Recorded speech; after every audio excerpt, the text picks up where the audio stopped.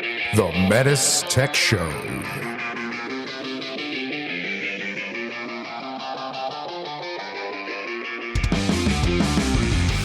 Welcome to the Metis Tech Show, a show for HVAC professionals by HVAC professionals.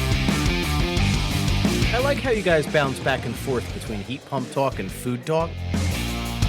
The Metis Tech Show. Mitsubishi.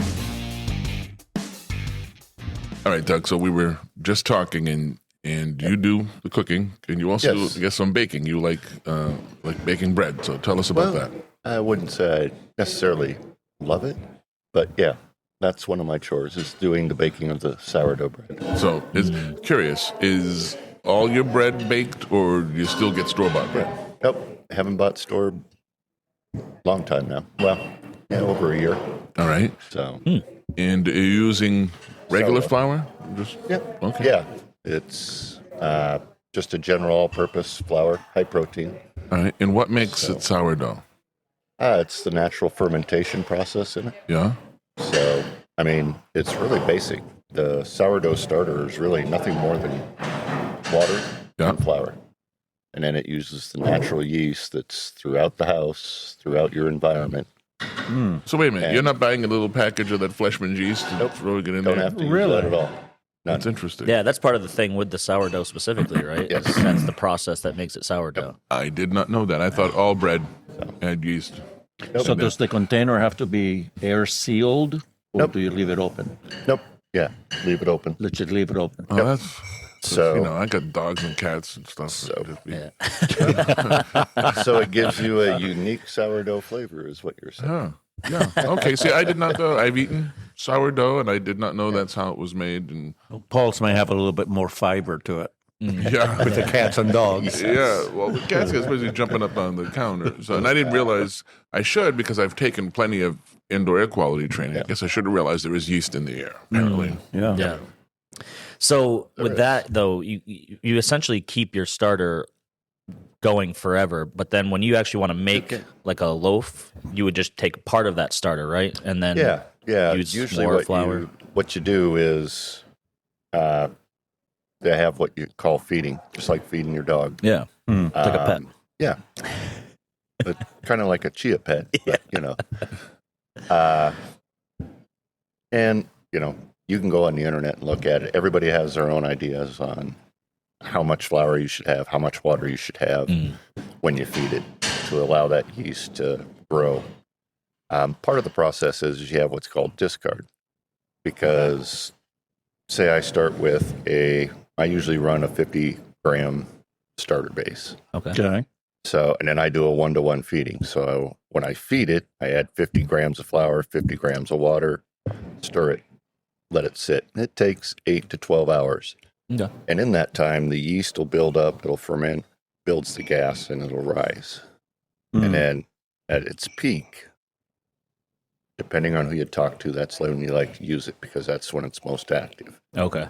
Others will let it start to fall after its peak as it regresses back down. The gas is let off. Now, I've found, and the wife likes it best that way, is if we use it just after it's peaked. So, Okay. and you just kind of watch it and play it by ear on what looks good. Now, is peak the time when the rising stops? Yep. Yeah. Okay. And you either get to the, roll the dice on how high it's gotten. Is that as far as it's Is it going to get any bigger? That's We'll why see. I'm asking. So are we talking about an hour, 2 hours, half a day? Oh, no, 8, 12 hours. Oh, 8 to 12 hours. Yeah. Because usually So- you make bread or dough. Couple hours. It's a couple hours. It's rising. Right. So you're rising. You're doing this overnight. Well, this is just the starter every night. Every day you feed the starter and it does this process. oh. It's like a pet. And, You got to feed it. process. so, usually I'll feed it late in the day. Concerning, I think so. I'll feed it late in the day. It sits on the counter. That way it can rise overnight. And then in the morning I can start. So then with sourdough, right, isn't it kind of like what do they call it? Like a bragging rights, how long you've kept your starter going? Yeah. Yeah, Oh, yeah. it's like a thing Yeah. where you gotta Oh, yeah. how long can you keep your starter going before you So the forget starter- about it or give up on it? So the starter is something that you're grabbing a piece of every time you want to bake bread, Yes. and you're mixing it with just flour and water. Yep. That's it. And then you're letting that rise another hour or two, or is it just right away? Yeah. Well, there's a couple of processes. One, when you make it, you take your starter and you'll do 200 grams of starter. So now, like I told you, I'm doing a 1-to-1. So I started out with 50. I got 150 grams now total. Yeah. Yep. So the next day when I feed it, if I do a 1-to-1 again, now I've got 300 grams of starter. Hmm. So if I don't want it to get out of control, where I'm feeding 55-gallon drums of starter, Yeah. You gotta bake some of it. well, you got to make some of it, or it's called discard. Okay.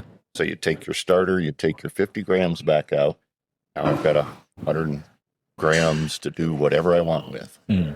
Now I can store that in a refrigerator, and there's recipes specifically where you use the discard, Yep. where I can make sandwich loaves where it's not as sourdoughy. Mm. It's more like regular store bread. So I usually do that 3 or 4 loaves a week of that. And or pancake batter, cookies, chocolate cake. There's any number. This is quite an eye-opening thing for me. I had no idea that sourdough bread was this kind of process. I thought you got flour, you put the yeast in warm water, you stir it, you let it sit for 5 minutes so it activates it, and you mix it with the flour. You knead this thing, you'll put it in a bowl in a warm place, you put a towel over it, you let it rise, and then you knead the bread and bake it. Yeah. Or pizza dough. I had no idea. This is so interesting, I think. Sourdough is actually, I've always said, it's the exact opposite of soda bread. Because soda bread is the exact opposite process. You have to put everything together really, really fast and then get it in the oven It's because ready. you're relying on the baking soda to be your leavener What's as it? opposed to yeast. Is that soda bread like Irish Soda bread. Yeah. Yep, I've made it once, and it was like you got to hurry up as soon as you start, and you can't, you mix that stuff in there, and you form it into a dough and get it in the oven as soon as possible. Oh, wow. That is weird because bread and dough and pizza dough, it's basically all the same ingredients. Pretty much. And you get different kinds of breads: Italian bread, French bread, all these baguettes, and the Portuguese rolls and bulky rolls. I don't know. It's a whole. But there's such a world. difference between homemade sourdough bread than store-bought sourdough bread. Yeah, absolutely. I mean, difference from night and day. Well, I just have the cats and dogs running around the house. Imagine what there is in a big giant bakery when this thing's out in the open all day long. Some big industrial complex. Anyway, welcome everybody to the Metis Tech Show. I know you're all getting sick of hearing this because it's been weeks, but we are still at the 2025 Diamond Service Group DSG Conference Yes. in Texas, and I think we got at least 11 or 12 episodes out of this conference. Yeah. So, folks, I'm sorry you're going to hear that, you've heard it depending when we release these for a while. So, I promise by next year sometime it'll come to an end. You'll hear it through Christmas. So I'm Paul Schaubs, and joining me is Juan Cardona. Juan, say hi. Hola. And we have a special guest, Doug Buch, who works for us. He works for Metis. Doug, say hi. Hello. So, Doug, tell us what you do for Metis and a little bit about your background. Well, I started out with the DSG conferences years ago, almost 20 now. As a DSG. As a DSG. Yeah. Wow. So my first conference was in 2006. Oh, wow. There was 10 of us. Yeah. 10 DSGs? Yeah. Yeah. Oh, Slightly my different, goodness. probably, Yes. the conference. Yeah, you probably had it at a McDonald's or something. We had it in a conference room. A conference room. Yeah. A literal conference. Yes. So it's grown pretty good since then. I was on the distribution side at that time in the Northwest. Moved over to Metis itself 11 years ago as an area service manager doing service work, Yep. supporting the DSGs. And now I'm, first of the year, moved over to the T.I.G.E.R team. That's right. So we take the more in-depth cases Right. I've always looked support at- our ASMs. Yeah, I've always looked at the T.I.G.E.R team as like tier 4 or 5, Mm. of tech support because, and I'm not bragging because other folks have mentioned this too, but as far as supporting the contractor, I think we do it better than anybody else in the industry. Absolutely. Right? Because we've got our Diamond Service Group, the DSGs, who the contractors can call. Let's call that Tier 1, if you will. Right. We got the 800 number, which is our Tier 1, but that's just another level, and that's for everybody to call. And then we got the TSAs, the Technical Support Advisors, which is the technical guys, and that's our Tier 2. And we got the area service managers, and there are areas, I don't know how many there are, 30, 35, 40, but they're spread out all over the country. That was your last role before moving with the T.I.G.E.R team. But if we have issues that are really complex, something is strange, we can't figure it out, you're the guys that we call. And now we got you, we got Sean Taus on there, we got Dwayne Barkley, and Bubba. Bubba Sparks is the Jefe in charge out there. Right? And I was saying this a couple episodes ago, but I was fortunate enough to, when I started with Mitsubishi, that Bubba was teaching city multi-classes, and I sat in one of his classes. Oh, wow. Yes. Right? And there were things that he said that I used throughout the whole time I was teaching city multi. I call it Bubba's rules. Keep it tight, keep it clean, keep up with your line lengths. Right? So that was good. But anyway, I digress. So you're here this week, and you're teaching a class. What class are you teaching? Yes, we're doing airflow. Airflow, Yes, which is a big thing. Absolutely. It's a big thing. So what are some of the things you're going over in that class? Well, we get back into it so everybody's kind of using the same definitions so that everybody, stays on the same level. And covering the basics, why it's important, why we need to do it. Again, you can have the most efficient indoor and outdoor system you want, but if you can't get the heating and cooling throughout your house, then it's kind of a waste point. So, and that key word there is system. Yes. Because a lot of techs are going to look at a system as just the equipment. Oh, yeah. And part of it, if there is ductwork is part of the system. Correct. And even if there's not, whether or not there is ductwork, the whole house is part of the system. That's correct. And Scott had an interesting point. We're working with Scott Fielder. Yep. And never thought about it before, but you mentioned you had cats and dogs. Yes. And he said one of the best ways to find the most comfortable spot in the house is where are your pets laying. Yeah. Yeah. And that's true. And my dog has the most comfortable part of the couch. We got, what do you call those L-shaped couches? There's a word for it. Sectional. Right? And right in the middle, in the corner, so the couch is nice and soft, one of those soft, super soft couches, and the dog's bed is right there in the corner of the couch, on the couch. And so my kids that come home will all be there, and there's no place to sit. I go, put the dog on the floor.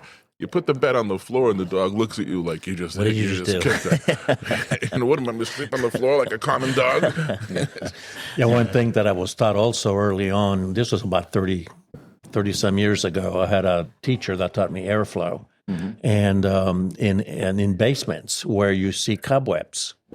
And I was taught that a cobweb is not necessarily a sign of a dirty home. Spiders are very lazy but very smart. So they will build their webs in a passage of air because the web becomes a filter that filters microorganisms that they feed from.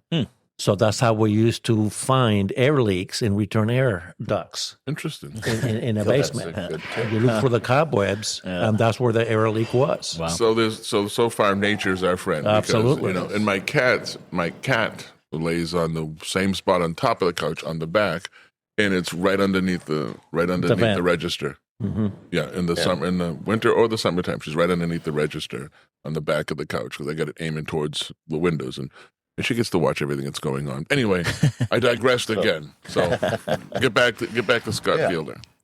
So and it's been a good class. It's a 4-hour, so it's pretty quick because again you can spend days talking about airflow. Right, in 4 hours you're gonna hit a high level. The high level. Yeah. Yep. We had the great part. We do have some running equipment, so the guys can actually do some hands-on and good. utilize the tools to actually measure cool. static pressure in the system and play with that. And most of the guys here have done that. But it's nice because we are having ongoing conversations, and guys that I've seen at these conferences for the last 15, 20 years are still getting engaged in that, adding to the class content, sharing their experiences and discussions. And that's one of the nice things about doing these classes is we bring newer guys that are coming into the process as DSGs or getting into it out of the field, and they're learning, and you can pass that back and forth. Yeah.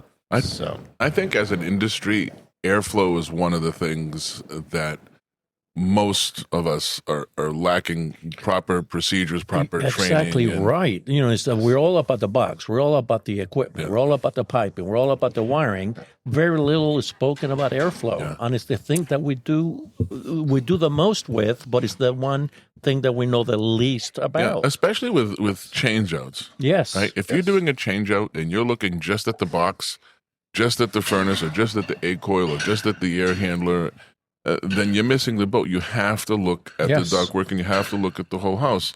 I was telling Doug before we started, there's a town not too far from me, and it's an upper end town. You know, the homes in there are very expensive, but there's a whole neighborhood of the homes built in the 60s, and it was just heating. There was no air conditioning put in these homes in the 60s, and they're multi-story, 2-story homes, and the furnace in a basement. And there's the plenum and the trunk line coming off of that. But going up to the second floor is just a bunch of 4-inch hard duct runs inside the walls. So they're inside the walls, and the 2x4s are only 3.5. So these are squeezed, and they're up, and that's what you have. It. How do you add air conditioning to that? When you just got a couple of 4-inch runs going to each room, it's just. And even before then, we had gravity furnaces. Yeah. So you have to look at the ductwork, and a lot of states have incentives, and the incentives are there to do a couple of things to make our carbon footprint smaller, to increase efficiencies, ease up on the grid a little bit, make it more sustainable. But you could have a 50 SEER unit, and if you're not looking at the ductwork and you're not doing that, it doesn't matter. It doesn't. You're not helping anything. As you said, Doug, you're helping the economy. Yes. That's about it. Efficiency goes out the window. Yeah, that's about it. It does, and you're still uncomfortable. Right, exactly. And and again, the ductwork, it's good that we continue to have these classes because the airflow and the ductwork has always been a conversation. And no manufacturer out there designs a bad unit. Yeah. But techs in the field are all the time, this POS of whatever brand you pick, whether it's ours or the competition or whoever's. And it's not. It's only as good as the install. Right. Absolutely. And to your point, when you do a retrofit, it's like, well, we pulled a 3-ton out and it only lasted 5 years. And guys don't ask the question, why did it only last 5 years? Yeah. It's not because it's bad equipment. So, it's, again, in the class, Scott uses the analogy, it's kind of like your circulation system. Mm-hmm. You've got your blood vessels, you've got your heart, you've got the pump, and it's great. You can have all the blood in the world, but if you don't get it to the right parts, you're pretty much out of luck. So, and that pressure, which takes us back to the static pressure again, is kind of like your blood pressure. So you've got to have that to get the movement. It's a good tie-in. And everybody understands blood pressure, high or low. Right. And you don't want it too low, you don't want it too high, because it completely throws off your circulation. So if you're doing a ducted equipment, regardless of the manufacturer, whether it's PVA or SVZ or any other manufacturer, when do you have to take when you have to take static pressure readings? Well, most guys take them after there's an issue that's found. After the fact. Yeah, It's a great time. the fact. Great time for that. No, I have to do it. Yes. And again, if you're getting into that retrofit of anybody's product, if you can run the fan, check your statics. See what it's actually at beforehand. because it's a lot easier to have the conversation about ductwork modifications when you've got the old system out, everything's open. Let's do it now and correct that. And sometimes it's as easy as, just changing a couple of fittings to get more laminar airflow so that it's better. Yeah. Sometimes it's a little more in depth. Up in the Northwest, we had a rash in the 60s and late 50s. They built a lot of slab concrete houses. Their idea at the time was great. Let's just bury the ductwork under the slab. Yep. Well, the problem now is that's pretty much set in stone. Yeah. Right. Literally. Not changing. Literally, yeah. We'd have those too. And that adds a little bit of a different twist. So you got to work around some of that. But the best time to check that, again, when you fire off that piece of equipment, Yep. double check your statics, see Yes. what you're actually doing.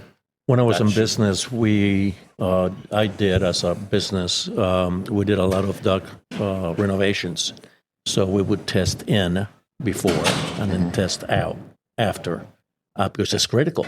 Yeah. Because especially with the new equipment the new equipment may be blowing more air, more velocity, and all that, and you have to make sure that that existing duct system, is going to be able to handle it. Yeah, and I believe every manufacturer includes the fan curves on there. Yes. It includes the settings for your CFM and what you want, but you have to check that. You have to take the static pressure. It's the only way to know if you're getting the right amount of air. Yeah. We actually have a similar conversation because we do talk a little bit of airflow in the course that I'm doing as well. And it's just using an example of using that high fan curve and basically what decisions you have to make as a contractor. And I use a specific example where they either have slightly high CFM for the design or slightly low CFM for the design. And I just have them have a conversation about which is a better option. And a lot of times it's dependent on their location. Right. Some people live in high humidity areas and they're like, I'm going for the low one because I need the latent removal. And I've got other people that are like, yeah, but the filter's going to get dirty. So let's do the high one. And the point of the exercise is so that they know there is no real right answer. It's going to be specific to the job that you're on. And these are the things that we want our installers to consider before they even start, commissioning or saying, yeah, this system's good to go, because a Delta T doesn't tell the whole story. No, it doesn't. Yep. And airflow, and if the airflow's not right, it's going to throw everything else off. Yes. You can throw your gauges on there and take your superheat readings, and it's like they're not real. They're not real. We keep talking about that. So. Exactly. You've got to have, it's probably one of the bigger overlooked pieces. Yeah, no, it is. It's definitely, it's one of the, that's probably, I think, so our industry, and I love our industry, and I'm very proud of our industry. We talked about this compared to the other trades, but this is the one thing I think, and generally speaking, that a lot of us don't really get is the airflow. We go change a box. There was a plumber back home who was getting into the air business, right? And he said, I'm going to start installing furnaces, replacing furnaces, and adding air coils. And everything was 100,000 BTU furnace and a 5-ton air conditioner. Everything, right? And you show up to this cape, 1,200 square foot cape with minimal ductwork. In the wintertime, the heat's not working. It's going off on high limit. When we had those Helix high limit switches, Yes. those things would go off on high limit and cool back down, off on high limit, cool back down. Those things worked forever. Yes. But when you got a bimetal high limit switch, They don't last as long. those have a certain amount of times they open, Yes. and then it stays open. And I'm like, I get that you can't fix this. I mean, you can turn down the gas pressure a little bit, to try to get, and when you do that, you got to be careful. If you're looking for 3.5 inches of water column, that's assuming you got the right amount of air. Yeah. And if you turn it down too much, you're going to create other problems. But then you look at the temperature rise and the heating is, you try to get in there, but it's just, you're putting Band-Aids on a bullet wound. Absolutely. And for air conditioning, what are you going to do? It's just, like it's in just South awful. Florida, because of the heat, homeowners would ask, give me the biggest thing you can get. Yeah. So you don't understand what you're talking about. Biggest thing they make is a 5-ton single phase. Yeah. You put in a 3-ton load, and I've seen many cases where closets in a home in Florida were sweat. and there would be mold all over that closet. Because you're not there's no removing dehumidification. Cold and clammy is what you're going to get. And getting back to your ductwork, there's a whole neighborhood I used to live in. I had one of the few houses in the neighborhood. This development, built in the 60s, probably had a couple hundred homes in it. Mm-hmm. And I think I was one of 3 houses that actually had a basement because it was a high water table. A lot of the houses had radiant floors, boilers with the heat going on the radiant floors, a concrete slab. Yeah. And you know what? And that's nice. That's about the most comfortable heat you're going to get. But the problem, you know what the side effect of that is? No AC. No, there's no AC. But besides that, termites love it. Yep. So all those houses get a problem with termites. And then there was a bunch of houses where they put the ductwork because they wanted AC. They put the ductwork in the slab. And you're right. You're putting literally cement. There's nothing changing. But then the water table was so high, there'd be 2 or 3 inches of water in the ductwork, right? And how do you deal with that? It's I actually had there was like a over 55 condo association that's how they built all of these condos was with the ductwork in the slab. And so when we were doing replacement work for some of them as they failed was we were just going to ductless because it's like, what are we supposed to do? Because now there is no realistic place. Not only that, but because of the design of the building, it's like there's really no way for us to get new ductwork into your space without tearing apart a ton of things. So then we ended up just doing a ton of ductless on that space and just abandoning the collapsed ductwork. In the filling it with slab. concrete or doing whatever. But we had a guy in my class yesterday. He made a really funny but good point, which is he was talking about some of his contractors, and he said, it's so hard to get them to understand that the first word of air conditioning is air. Yeah. And it's like, that's all we're really doing is dealing with the air, right? And so we get so focused on equipment, but really it's the air that we're trying to treat. So it's a good point. As far as the class goes, though, are you doing a specific example with the equipment that you have? Are you having them test certain, is there a certain process that you're having them go through, or? Well, and we've got 2 because we go over the fan curve charts, and that seems to be the biggest conversation piece because everybody has different fan curve charts. So there's questions. How do I read this? How do I apply this? But we're actually having to measure the static pressure. Okay. And we're doing it at the inlet, which no ductwork on this particular instance. Right. So it's 0, which it should be. And then we do after the filter because we do have a filter box attached and we are running high fan speed on these. And then we check at the fan compartment so we can see what that filter pressure drop is. Sure.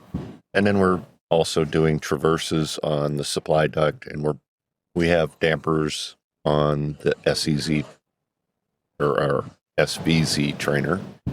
So we can play with that, increase that supply static pressure, drop it off. Yeah, that's awesome. And I think it helps. It helps me as a tech. I've always learned better if I can take what you've been talking about for 3.5 hours, 3 hours, and then apply it by using the tools that we Absolutely. have. 100%. Just do it with your hands. That drives it home. And that's the most effective training is to be in a room with the instructor and with equipment is the most effective. Yes. It's not always possible, but whenever we can, we need a hands-on. Well, not only that too, but going through that process of the learning through, a slide deck, something like that, and then applying it immediately afterwards. When you go into the field, it feels more familiar when you're like, okay, I've done this before. I know where I need to check. So it's just a matter of doing it. So having that, stacked on top of each other like that is perfect for, retaining most of that when you go out to the field. Yeah. And I think it helps with, again, the repetitive, we earlier today, you said, obviously you've done more than one episode on airflow. Oh yeah. Yeah. And keeping that conversation going. But Absolutely. doing that, you talk about it, you see how it's done, then you do it. It just reinforces and Yeah, and airflow is one of those things we keep talking about. Even when Mike Capucci was on a year and a half or 2 years ago, he used to check the airflow. It's a lot of guys aren't doing it. They're not. And they're forgetting about it, and they're causing trouble. And another thing, you kind of alluded to this a little while ago, but another thing we do as an industry, we don't take blame. You're right. Yeah. I installed this wrong. I didn't check the airflow. There's not enough air. This thing is not working properly. It's the manufacturer's fault. Yeah. And we all take do. I'm responsibility. sorry, we all do it. I don't know if you guys felt this way, but prior to starting my work at Mitsubishi and all of the things that we pay attention to and talk about amongst, people that work on the service team and the training team, is I sometimes think back about how little I knew when I was actually working on the equipment. I'm like, I wasn't doing any of this stuff. Yes, no. And so some of it is just, it's not so much lack of accountability, but ignorance. They don't Right. even know that they're supposed to be checking it. Yes. And so that's why training and listening to podcasts like this and attending trainings when you can is huge, because it will open your eyes to things that you don't even know you should be doing. And that's the big part. For me, when I left school, when I went to HVAC school, the school's no longer in business, hasn't been for decades. But I got out of there and I started going into the field. And luckily, I had people who mentored me who knew way more than obviously that I did. But I graduated school without fully comprehending superheater subcooling. Right. And then I started teaching, and that's when I said, I'll be damned if these students are going to leave here not understanding that. So we talked about the refrigerant flow. But the thing is, what hit me with how little I knew after a couple of decades of experience is once you start teaching, it all comes back to you and you realize, oh, I did not know this. I did not understand this. So you want to understand something better, a lot more deeper, teach it to somebody. Yeah. Go teach it to somebody, because, I think Ben Franklin, one of his quotes is, if you're willing to teach, you first must be willing to learn. Something like that. And the Probably irony paraphrase. about that, airflow affects both. Yes. Airflow affects both. Yes, it does. It really does. So you start teaching. I'm serious. That's what opened my eyes. And then coming here too, it's like I was a train and I was a Mitsubishi guy in the field, and I come here and what I've learned, it's like, I used to think I was an expert on M&P series. Yep. And it's like apparently I knew 10%. I just knew what the units were called. Yeah. That's There you go. I knew it was called M&P. I knew high wall mount. I was calling them mini splits. And then I look back on it now, and the reason I was an expert is because 95% of the problems were install related. Oh, yeah. So they were easy to find, but when they're not install related and there's actually a part that's defective, that hardly happened to me. So it's like, right. it did. I'm not going to BS anybody. It did happen, but I can literally count on one hand the number of service calls I had that was a defective part. Right. It was either install related, weather related, animal related, struck by lightning. We've mentioned the dog anomalous chewing the refrigerant events. lines. Yeah. But it's like, cross wiring, cross piping, those things are easy to find, So anyway, the bottom line. Hey, Paul, bottom why line don't you is, digress? I still don't know what I'm talking Paul about got distracted. Paul, do you digress? all the time. Thank you. Well, listen, this is only my fifth cup of coffee, and it's not It's already even, almost 8. Yeah, not even, is it? A quarter of. Well, I've been up since 5:30, 5 o'clock actually, drinking coffee. So I'll stop and let Doug talk. We brought you on here to talk. What's wrong with you? You do know the definition of an expert, right? What is that? That is a has-been drip under pressure. Yes. That is true. Oh, that's good. That is true. I got to remember That's that.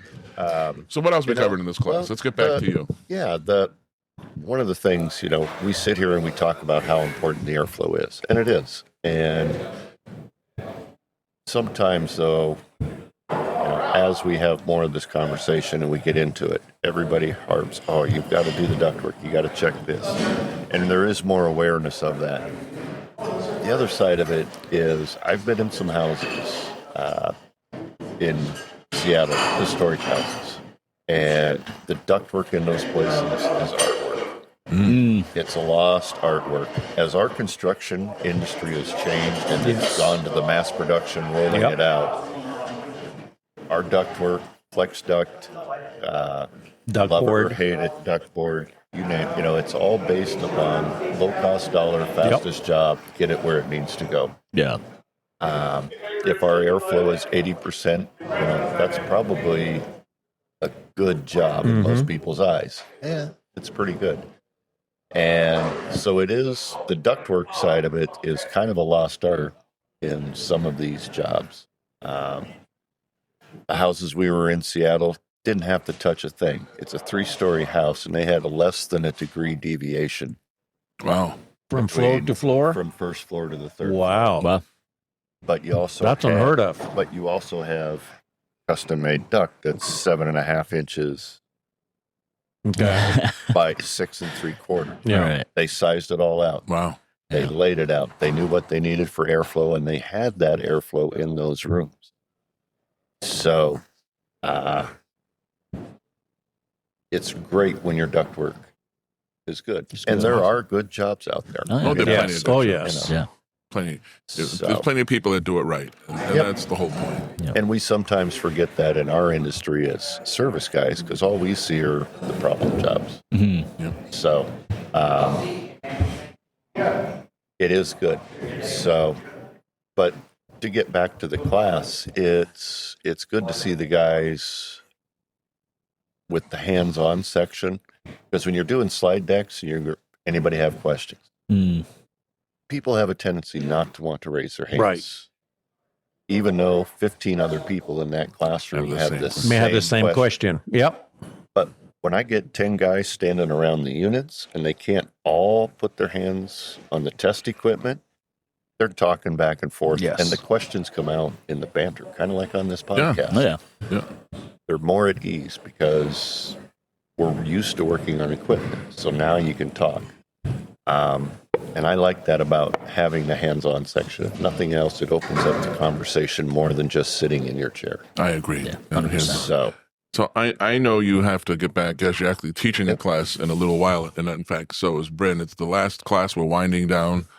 But anything else you want to talk about the class or airflow in general?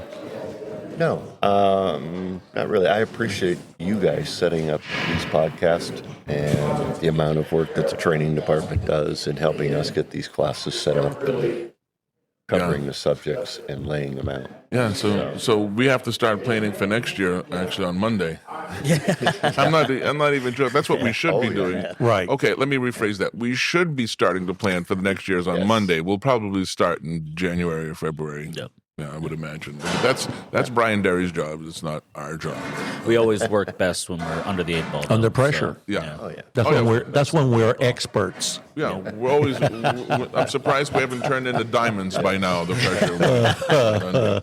So, Doug, let's change the topic. Let's talk about sports. Do you want to talk about the Patriots and Seattle Super Bowl from several years back? Here we go. No. It's funny you should bring this up because I'm going to tie this right back into our class. Yeah. Scott has a slide where, believe it or not, there was evidently an anomaly in the roof some point in Foxborough Yeah. because the pressure had problems inside of the footballs with that static Yeah. pressure. No. Oh, that's good. That was anybody who understands the pressure temperature relationship knows that when you bring that's anything good. with air. Oh, touche. Anyway, thanks for joining us. Nice talking. we gotta go. The Thank you time very is much. short. All right, adios. That anomaly was quite nice. No, it can happen. It can happen. All right. Thanks, All right. Doug. Thanks, Doug. Have a Thank great you, day. Doug. Take care. All right, guys.